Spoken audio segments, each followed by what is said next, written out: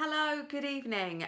For those of you that don't know me, my name is Nicola Rowley and I run NJR PR, a communications agency, which specialises in helping female entrepreneurs like yourselves, as well as brands and companies within the entertainment and leisure industries. And what I wanted to come on to talk to you about today was what you need to do to get started in terms of doing your own PR. Because you don't necessarily need to spend out thousands upon thousands of pounds hiring a PR agency. And I know that in the past, I've thought that I needed to spend thousands just to hire a PR agency. And I'll tell you what you need to do to get started, the tools that you need, and what things you need to get prepared in order to be ready to do your own PR. So this is the first video in a series of 3, and as part of this video I'm going to take you through the all-important steps. Number 1, always make sure that you've got a really good professional looking website. Now the reason that I say this is because you need to have somewhere to point people to go to. If you don't have a website up and running and you manage to secure an interview with a journalist, what are you going to be able to say and provide them as what's known as a credit at the end of any piece that you do? How are you going to get people to find you? You can't just have a Facebook page. So make sure you've got a really good website that says exactly what you do, what you're an expert in, and also showcases your expertise.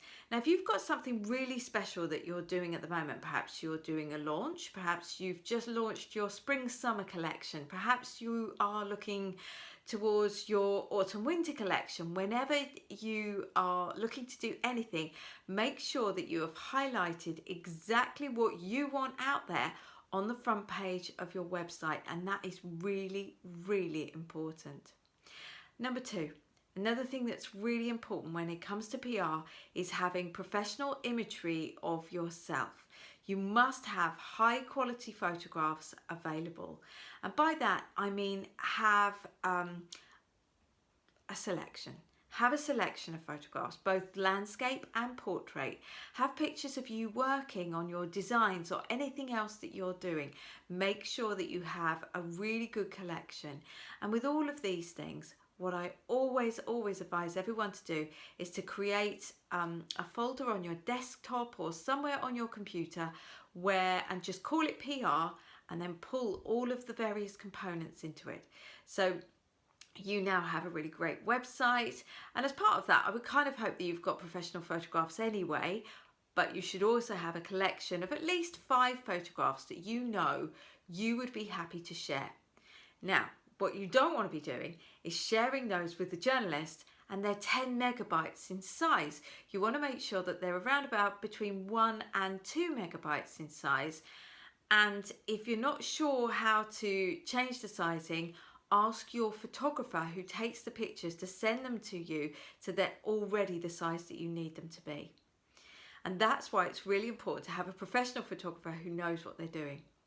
The other thing to mention to you as well is that the reason you don't want them in 10 megabytes in size is you will crash someone's email, and you do not want to be doing that, because you want to make it as easy as possible to be able to send things across. Make sure you've changed the names of the images. Don't just have image 5075 on the bottom of the image. Make sure it's got your name on it and maybe image 1. So it would be Nicola Rowley, image 1, Nicola Rowley, image 2, Nicola Rowley, image 3. And then you can attach them to the email. And because they're only 1 megabyte in size, it will make it so much easier to send. The other thing to mention to your photographer when you're asking for the images to be sent across is that they are 300 DPI. Now, what this actually means in layman's terms is 300 digital pixels per inch. Now what this is like an industry standard for what they would use in print magazines. And so you know that you have the highest possible quality available, and no one's going to be coming back to you saying, no, your pictures weren't quite right. So please bear this in mind, because it's really, really important. You don't want to have, you don't manage to secure something because you don't have the correct imagery and you cannot get high quality photos. If you've got all of this stuff already, it will make a massive difference. The second thing that you will need to work on before you even secure any publicity is a biography. Now, a biography basically explains what you've done in your work life, where you've been, what your career journey has been to date. And I always advise writing it in the third person.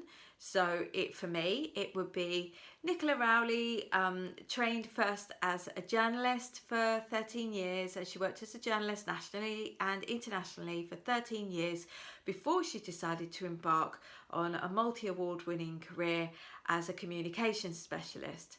And she's been working in PR and communications for more than a decade. So it'll be something along those lines. A short biography needs to be probably 4 or 5 sentences, absolutely max. Your longer biography can go into more detail. It can talk about all of the various things that you've done, the awards that you've won, all of those kind of things, like the real key standout moments that's going to make you really, really stand out. And if you're not sure how to actually do this, a really good tip for you will be to look at websites of well-known people, and you will see in the About section how they've been written. And from there, take your inspiration, sit down, work out what are your key things that have to be in your biography, and then make sure that they're in there. So you've now got a long version and a short version of your biography. You've also got some professional pictures. The third thing, and possibly the most important thing to have in your PR folder, is your story. Now, your story is just that. It is your story. No one else can have this. It is absolutely yours and yours alone. And what it is if you think about, I always think about children's books, because children's books are a really simple way to think about this. If you remember any of the books that you read as a child, or if you've got children, you read to them now, or you were reading to them as they grew up, they've always got a really good, enticing introduction. So you've got a beginning, the middle takes you through the bulk of the story, and then you've got an end. And the best stories tie together the beginning and the end. So the beginning and the conclusion tie together and bring someone on an overall story.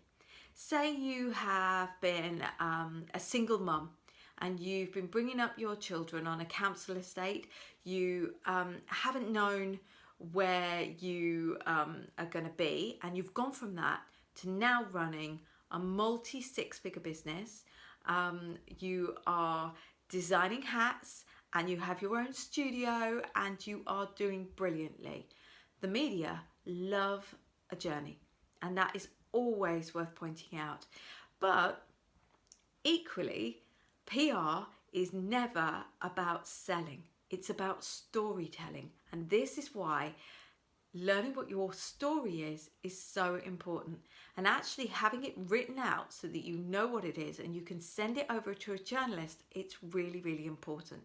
What it does is it shows that you have taken the thought and the time to work out what would appeal to their readers, to the people that actually read the online site or listen to the podcast or whatever it is. It is more about you. And in those sentences and in what you have to say in your story, a journalist will be able to see really quickly, oh, that point's really interesting. I really like this, or I really like that. You cannot just approach a journalist and say to them, hey, I've got this amazing business and I want you to feature me. It rarely works. And I would never advise it, because at the end of the day, PR is a third-party endorsement of what you do.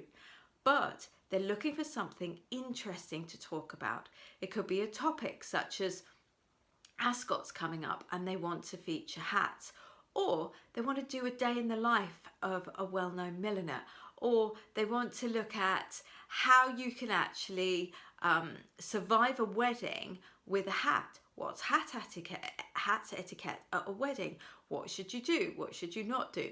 All of these things are of interest to journalists, but you have to find the right publication, and you have to check that they would be interested in something like this. Just because you approach someone and say, oh, I've got this idea, I'd quite like to do this, and I work and I've got this expertise and I've been working in the profession for several years, it doesn't mean to say they are going to automatically say, absolutely, we really want to feature you and we're going to do this next week. Sometimes it can take a lot of time to break through, but once you manage your first interview and you know that you can do it, you will grow in confidence in terms of being able to pitch yourself out there.